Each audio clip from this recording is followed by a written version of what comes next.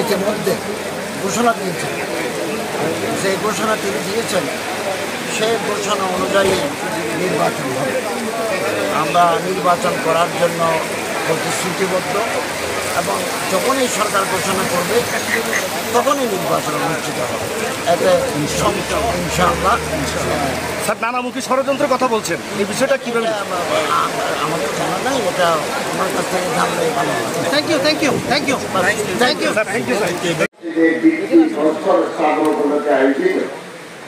আজকে অনুষ্ঠানে সম্মানিত সভাপতি, জেলা প্রশাসক মহোদয়, পুলিশ সুপার মহোদয়, ধর্মমন্ত্রণালয় থেকে আগত উচ্চতর কর্মকর্তাবৃন্দ, ইসলামিক ফাউন্ডেশনের মহাপরিচালক, ঠিক এই জায়গায় মসজিদ স্থাপিত হয়। 20 কোটি টাকা এই মসজিদ নির্মাণে আনুমানিক খরচ করে 20 কোটি টাকা। ধীরে ধীরে আমরা সেই মাহেন্দ্রক্ষণে পৌঁছে গেছি।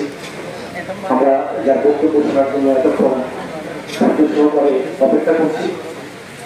আজকের অনুষ্ঠানে মাননীয় প্রধান অতিথি, গণপ্রজাতন্ত্রী বাংলাদেশ সরকারের ধর্ম বিষয়ক মন্ত্রণালয়ের মাননীয় উপদেষ্টা,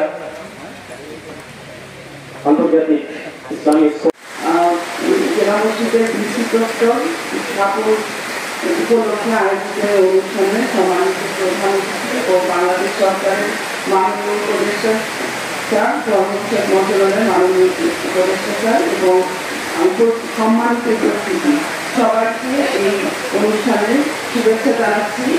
আমরা অত্যন্ত আনন্দিত যে আমরা বান্দরবানের প্রতিটি উপজেলায় এবং জেলা শহরেও এই মডেল মসজিদ স্থাপন কার্যক্রম শুরু করতে পেরেছি। ইতিমধ্যে আপনারা জেনে আনন্দিত হবেন, 4টি উপজেলায় মডেল মসজিদের কার্যক্রম সম্পূর্ণ সমাপ্ত হয়েছে এবং 3টি উপজেলায় প্রায় সমাপ্তির পথে। আর আজকে আমরা এই 3টি স্থাপন করলাম। এই ভূমিকা আপনারা মাত্রই জানলেন যে এটি হচ্ছে পর্যটন মন্ত্রণালয়ের গেজেটভুক্ত একটি